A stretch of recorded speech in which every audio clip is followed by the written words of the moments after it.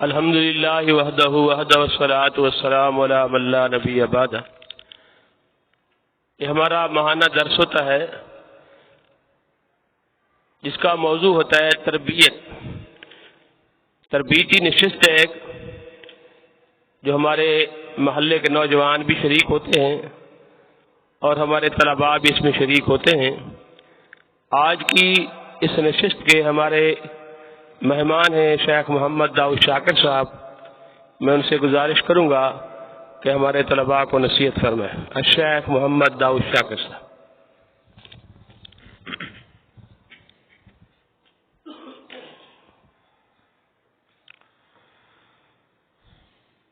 ان الحمد لله نحمده ونستعينه ونستغفره ونعوذ بالله من شرور انفسنا ومن سيئات اعمالنا من يهده الله فلا مضل له ومن يضلل فلا هادي له واشهد ان لا اله الا الله وحده لا شريك له وأشهد أن محمدا عبده ورسوله أما بعد فأعوذ بالله من الشيطان الرجيم يا أيها الذين آمنوا اتقوا الله حق تقاته ولا تموتن إلا وأنتم مسلمون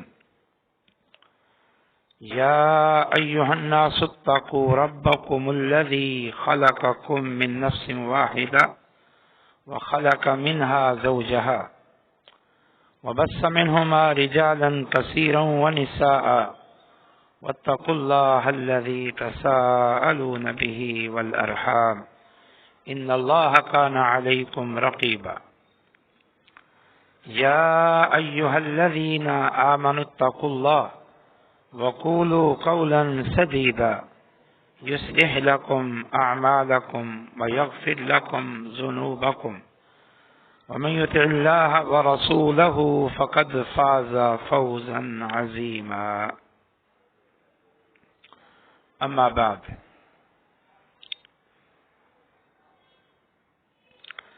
قال تعالى في كلامه المجيد والفرقان الحميد اعوذ باللہ من الشیطان الرجیم یا بنی انی ارا فی المنام انی اذبحک فانظر ماذا ترى قال یا ابت افعل ما تؤمر ستجدنی ان شاء اللہ من الصابرین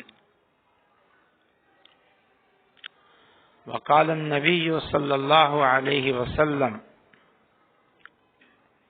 یا معشر الشباب من استطاع منكم الباءة فليتزوج ومن لم يستطع فعليه بالصوم فإنه له وجاء۔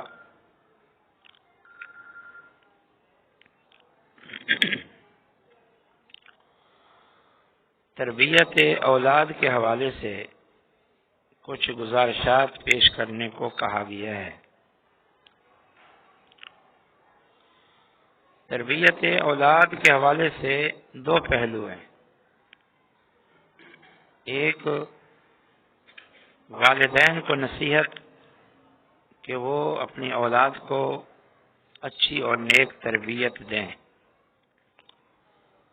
اور دوسرا اولاد کو نصیحت کہ وہ اپنی دینی تربیت پر توجہ دیں۔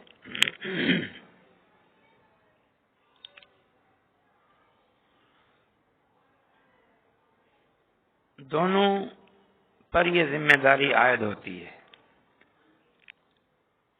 اولاد کی تربیت کے ذمہ دار صرف اور صرف والدین نہیں ہیں کہ اولاد سمجھے کہ ہمارا کوئی کام نہیں ہے اپنی تربیت کے حوالے سے، اور نہ ہی اپنی دینی تربیت صرف نوجوانوں کا کام ہے کہ والدین سمجھیں کہ ہماری یہ ذمہ داری نہیں ہے، دونوں کی ذمہ داری ہے۔ بلکہ میں سمجھتا ہوں کہ بحیثیت مسلمان ہونے کے ہر نوجوان کی ہی یہ ذمہ داری ہے کہ وہ اپنے آپ کو اچھا بہترین مسلمان بنائے، اسے اپنی تربیت کی فکر ہونی چاہیے، اور وہ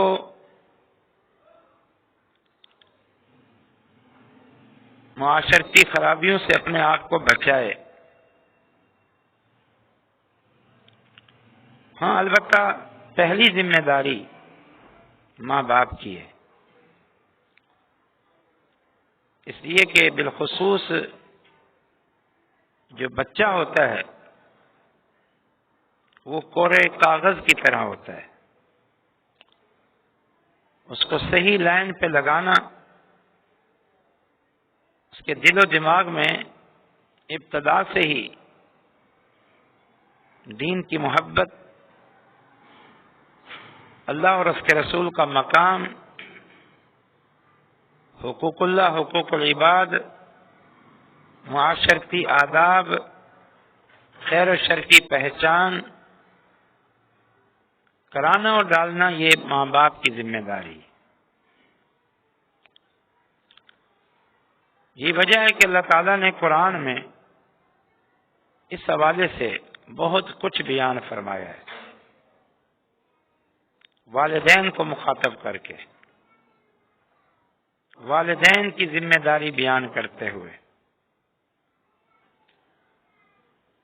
آپ دیکھیں سورۃ لقمان،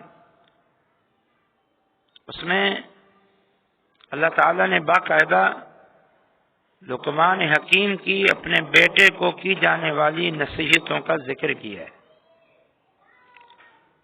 اور وہ نصیحتیں بڑی جامع تھیں۔ سب سے پہلی نصیحت یہ تھی، یا بنی لا تشرک باللہ، نماز کی نصیحت تھی، اخلاق حسنہ کی نصیحت تھی۔ تو اللہ تعالیٰ نے لقمان حکیم کی ان نصیحتوں کو قرآن کا حصہ بنایا ہے۔ اس میں گویا والدین کو بتایا جا رہا ہے کہ سمجھداری، دانائی، عقل مندی میں یہ بات بھی شامل ہے کہ اپنی اولاد کی تربیت کرو اور ان کو اچھی باتوں کی تعلیم دو۔ ابراہیم علیہ السلام کا ذکر کیا اللہ نے قرآن مجید میں، اذ قال له ربه اسلم قال اسلمت لرب العالمین۔ اللہ تعالیٰ نے ابراہیم علیہ السلام سے کہا، ابراہیم میرے مطیع ہو جاؤ۔ تو ابراہیم علیہ السلام نے فوراً اقرار کیا، اسلمت لرب العالمین، میں اپنے پروردگار کا مطیع ہوتا ہوں۔ اس کے بعد آیت ہے وَوَصَّى بِهَا إِبْرَاهِيمُ بَنِيهِ وَيَعْقُوبُ یا بنی ان اللہ اصطفى لكم الدین فلا تموتن الا وانتم مسلمون۔ ابراہیم علیہ السلام نے وصیت کی، یعقوب علیہ السلام نے وصیت کی اپنی اولاد کو۔ کیا وصیت کی؟ ان اللہ اصطفى لكم الدین، اے بچوں، اے بیٹو، اللہ تعالیٰ نے دین اسلام کو چنا ہے ہمارے اور تمہارے لیے۔ یہ اللہ کا چنیدہ دین ہے، اللہ تعالیٰ کا منتخب کردہ دین ہے۔ فلا تموتن الا وانتم مسلمون، اے بچوں اس اسلام کو قبول کر لو، اسلام پر عمل پیرا ہو جاؤ، اور یاد رکھو تمہاری سعادت اور خوش بختی یہ ہے کہ تم مسلمان ہو کر مرو۔ ایسے اسلام کے ساتھ جڑ جاؤ۔ یہ دیکھیں ابراہیم علیہ السلام کا ذکر کیا اللہ نے، یعقوب علیہ السلام کا ذکر کیا، بلکہ یعقوب علیہ السلام کے بارے میں اس سے اگلی آیت میں ذکر کیا، ام کنتم شہداء اذ حضر یعقوب الموت اذ قال لبنی ما تعبدون من بعدی قالوا نعبد الہک و الہ آبائک۔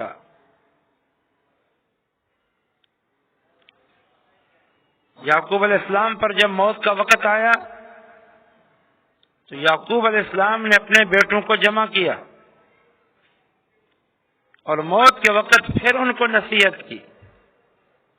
پچھلی نصیحت عام حالات میں تھی، جب گیا وہ شعور اور ادراک کی عمر کو پہنچے، ان کو اسلام کی اہمیت بتائی، اسلام پر عمل پیرا ہونے کی نصیحت کی، اور تا دم حیات اسلام پر قائم ہونے کی نصیحت کی۔ اور اب موت کا وقت ہے، جاتے جاتے پھر وصیت کر رہے ہیں۔ آج یہاں تو کسی کو وصیت کا موقع مل جائے تو بس دنیاوی معاملات میں وصیت ہے، وہ بھی صحیح ہے، کوئی حرج نہیں ہے، اچھی بات ہے، لیکن یہ وصیت ما تعبدون من بعدی قالوا نعبد الہک و الہ آبائک ابراہیم و اسحاق الہ واحد ونحن له مسلمون۔ بیٹو میرے بعد کس کی عبادت کرو گے؟ یہ امتحان بھی تھا اور نصیحت کا انداز بھی تھا، اپنی محنت بھی دیکھنا چاہتے تھے کہ زندگی بھر جو اپنے بچوں کو سمجھایا ہے، نصیحت کی ہے، یہ پوری طرح پلو سے باندھ بھی چکے ہیں کہ نہیں؟ بتاؤ کس کی عبادت کرو گے؟ انہوں نے کہا آپ کے آبا و اجداد ابراہیم اور اسحاق جو اللہ کے پیغمبر تھے، آپ جن کے پیروکار ہیں اور خود رسول ہیں، نبی ہیں، مثلا ہم اسی دین حق پر عمل پیرا رہیں گے، ایک اللہ کی عبادت کریں گے، ہم اللہ کے مطیع اور فرما بردار بن کے رہیں گے۔ یہ اللہ تعالیٰ نے آخر ذکر کیا ہے نا قرآن میں، والدین کی گویا ذمہ داری بتائی جا رہی ہے کہ تم اپنی اولاد پر توجہ دو، دین کے حوالے سے ان کی رہنمائی کرو۔ یعنی اس ایک جملے میں کس طرح دین کی اہمیت بتا دی، ان اللہ اصطفیٰ لکم الدین فلا تموتن الا وانتم مسلمون۔ اس جملے میں یہ دو باتیں ہر نصیحت پہ بھاری، اللہ نے دین چنا ہے اور تم نے اس دین پر تا دم حیات قائم رہنا ہے۔ ایک مقام پر اللہ تعالیٰ اپنے پیغمبر سے ارشاد فرما رہے وَأَمُرْ أَهْلَكَ بِالصَّلَاةِ، اے پیغمبر علیہ السلام آپ اپنے اہل کو نماز کا حکم دیں۔ اگرچہ آپ صلی اللہ علیہ وسلم کے اہل میں زیادہ آپ کی ازواج تھیں، کب آیت اتری یہ نہیں معلوم، لیکن آپ صلی اللہ علیہ وسلم کی ایک بیٹی آپ صلی اللہ علیہ وسلم کی وفات تک موجود تھی۔ تو اہل میں بیویاں بھی آتی ہیں اور اہل میں اولاد بھی آتی ہے۔ اللہ تعالیٰ نے پیغمبر سے کہا کہ اپنے اہل کو نماز کا حکم دیں۔ اسماعیل علیہ السلام کا اللہ نے ذکر کیا وَكَانَ يَأْمُرُ أَهْلَهُ بِالصَّلَاةِ، وہ اپنے اہل کو نماز کا حکم دیتے تھے۔ تو میں نے عرض کیا کہ اگرچہ ذمہ داری دونوں کی ہے، والدین کی کہ وہ اولاد کی دینی تربیت کریں، اولاد کی کہ وہ دینی تربیت حاصل کریں، قبول کریں، عمل کریں، دونوں ذمہ دار ہیں، لیکن قرآن میں زیادہ ذکر جو آیا ہے وہ والدین کے حوالے سے آیا ہے۔